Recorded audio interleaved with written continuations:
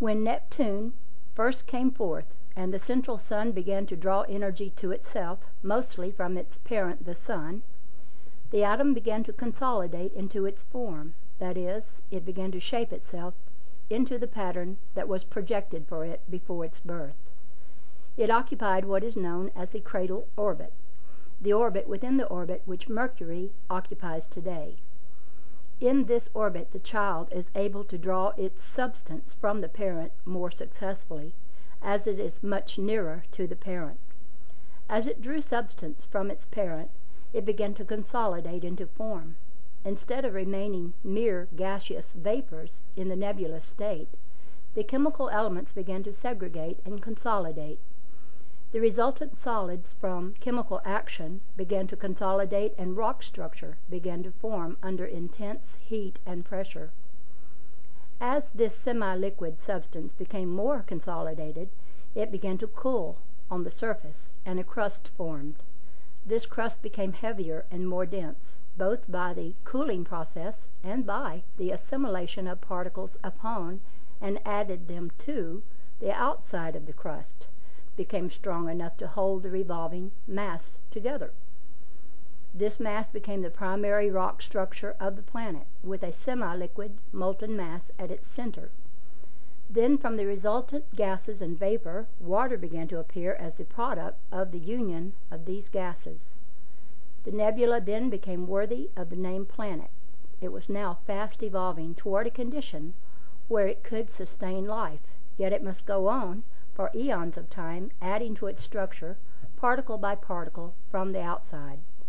The continued cooling of the central mass brought it nearer and nearer to perfection, before its atmospheric chemical conditions and surface were ready to bring forth life organisms and maintain those life organisms. At this juncture, the parent sun began to give birth to another atom. As this expulsion was completed, Uranus was born. The extra force emitted with the expulsion threw Neptune out of its cradle or smaller orbit into a more extended one. It was compelled to take the orbit now occupied by Mercury, to make room in the cradle orbit for the newborn child Uranus, in order that it might receive its nourishment from the parent until its nebulous structure became a planet. Again, conditions settle down and go well for a long period of time. Neptune, the first child, is growing up and coming nearer to the conditions where it can support life. In fact, amoebic forms are appearing in its cloudish, brackish water or inland seas. Then another atom is ready to come forth, and Saturn is born. The extra force given out at the time of this expulsion sends Uranus out of the cradle orbit, and it also sends Neptune out of the orbit now occupied by the planet Venus. Neptune was now sufficiently cooled, and its surface developed to a stage where it was able to support life. It was upon this planet, as it occupied this orbit, that the conditions for the support and nourishment of human life, which the Earth enjoys today, were brought to the stage where the human life element could attach itself to the select amoeba necessary for the support and manifestation of the human form. Thus came into existence the first human race, not the animal amoeba, but the human amoeba, the amoeba of selective type and character, with intelligence that could and did shorten the process of evolution. Upon this planet, conditions were perfect for selective human development, and this development came on at a rapid pace. There were no lower animal organisms, thus animal life did not develop.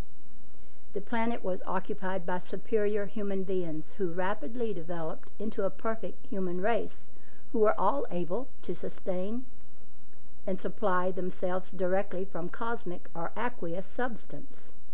Thus they would have been termed gods upon this earth. Many of the legends and myths of today have their inception in and are built around this great people. They were exactly like the principle that brought them into existence. This race, through their ability to express beauty and perfection, began to surround themselves with perfect and beautiful conditions. In fact, they built the planet into a paradise of beauty and perfection.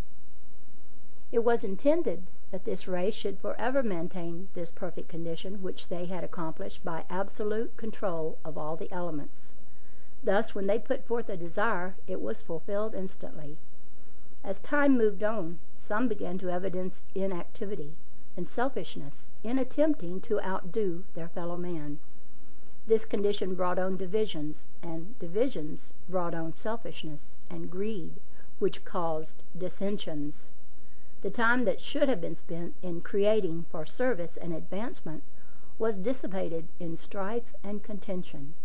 Instead of holding closely to their source, they were differing and separating wildly, until all but a few lost that which was high and noble.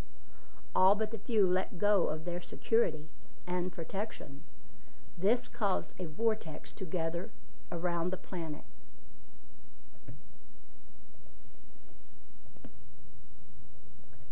Instead of holding to the perfect patterns of the divine, whereby they could have accomplished a complete universe of divine attributes upon divine planets, they gave way to such an extent that when the next outburst occurred, it was so enormous that when the nebula was consolidated, the resulting planet was larger in mass than all of those which had previously come forth. Thus the great planet Jupiter came forth. The excess energy given out was so gigantic that it swept Saturn out of the cradle orbit into the orbit now occupied by Mercury. The outburst was so tremendous, and the solar system so filled, that great quantities of asteroids formed, arrayed, and aligned themselves around Saturn. Being of a different polarity, they could not coalesce with Saturn. Thus they were independent, and their only alternative was to align themselves around the planet of Saturn as bands of asteroids. As such, they are commonly called the rings of Saturn. Some of these asteroids are as large as planets. The force swept Neptune, the great and beautiful, out into the orbit now occupied by the Earth. All of its magnificence, with its great inhabitants, save a few, were swept away. Those who were preserved had never let go of their divine heritage, and they had so constituted their bodies that they could seek safety in the emanations of the spirit sphere, which is all around and interpenetrates the 91 universes now in existence. In this condition, they have been able to preserve their identity and knowledge, and give it out so that it will never pass out of existence. It is through and by these ideals that we live today. We claim kinship with these great ones. They compose the root race of humanity. By them the ideals of humanity have been preserved, and the Godhead of man has been maintained.